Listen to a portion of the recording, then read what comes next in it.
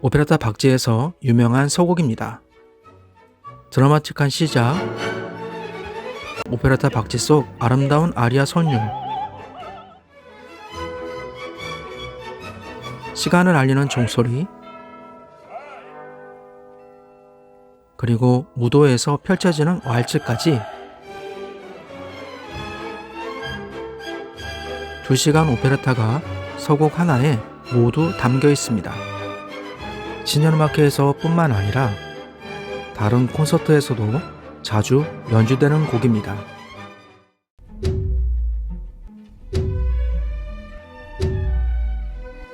아이젠슈타인은 그의 친구 팔케와 함께 가면무도에 참석했다가 박쥐 분장을 한 팔케를 길에 내버려두고 가버립니다. 오페라타 박쥐는 아침에 길거리에서 크게 망신을 당한 팔케가 박쥐의 복수라는 계략을 꾸민다는 내용입니다.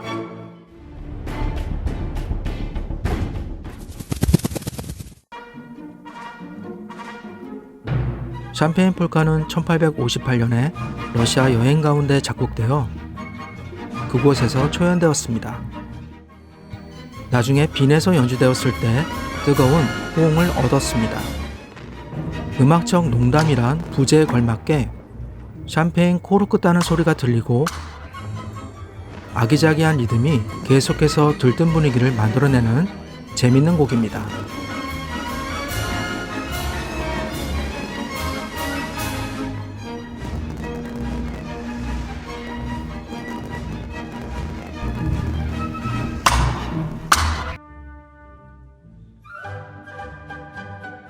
실어는 요한 슈트라우스 1세를 시작으로 슈트라우스 형제들이 맡았던 궁정음악장 자리를 물려받을 정도로 활발하게 활동하던 음악가였습니다. 그리고 그는 약 600개의 충곡을 남겼죠. 2022년은 실어의 사망 100주년이 되는 해인데요. 이 왈츠는 트럼펫과 함께 개성 있는 행진곡으로 시작합니다. 그리고 두 친구가 함께 밤을 보내는 모습이 그려진 작품입니다. 오케스트라 단원들이 친구야 무슨 생각하니? 집에 갈래? 아니면 여기에 더 있을까? 란 가사에 맞춰 노래를 부르는 특색 있는 왈츠입니다.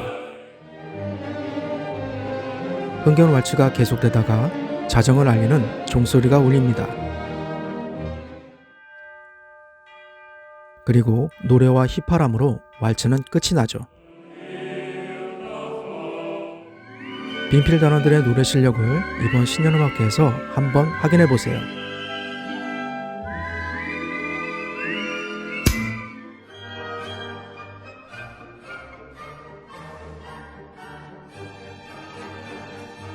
요한 슈트라우스는 실제로는 페르시아에 가본 적이 없었습니다. 하지만 페르시아는 그에겐 신비로운 나라였고 그곳에 대한 동경을 신비로운 선율로 이 행진곡에 그려냈습니다. 나세르 알딘 샤 페르시아 왕이 1873년에 빈 만국박람회를 방문했을 때 군악대가 페르시아 국가를 알지 못해서 대신 이 곡을 연주하기도 했습니다. 요한은 이 행진곡을 페르시아 왕에게 헌정했고 페르시아로부터 훈장을 받았습니다.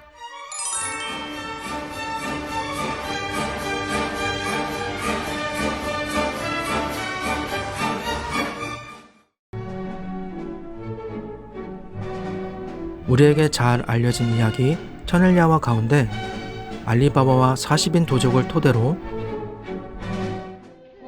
요한 슈트라우스는 인디고와 40인 도적이란 첫 오페레타를 작곡했습니다. 그리고 오페레타 속 아리아 주제를 가져와 다시 이 왈츠를 작곡했습니다. 지금 보시는 빈 음악협회에서 동생 에두아르트가 지휘해서 초연했습니다. 오페라타는 거의 연주되지 않지만 이 왈츠는 신년음악회에서 자주 연주되곤 합니다. 첼로와 트럼펫이 대화를 주고받는 것처럼 시작합니다.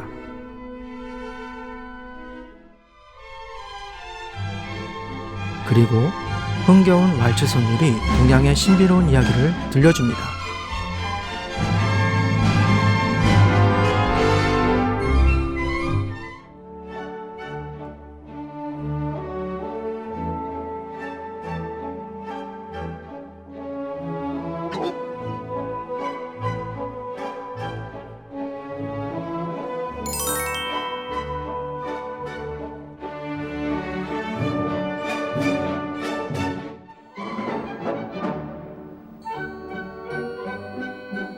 행성들의 움직임엔 소리가 있다는 피타고라스의 우주의 음악이란 개념에 영향을 받아 요제프 슈트라우스는 이 왈츠에 천상의 소리라는 제목을 붙였습니다. 빈데아 으카데의 무도회를 위해 작곡했습니다. 멜로디는 아름답지만 사후세계를 생각나게 하는 제목은 어울리지 않는다는 평을 듣기도 했습니다. 음악으로 표현된 천상의 소리는 어떤 느낌일까요? 꿈을 꾸는 듯한 플룻과 하프 선율에 이어 현의 멜로디가 아름다운 천상의 소리를 들려줍니다. 요제프 슈트라우스는 다양한 악기를 통해 천상의 다채로운 소리를 들려주고 싶었던 것으로 보입니다.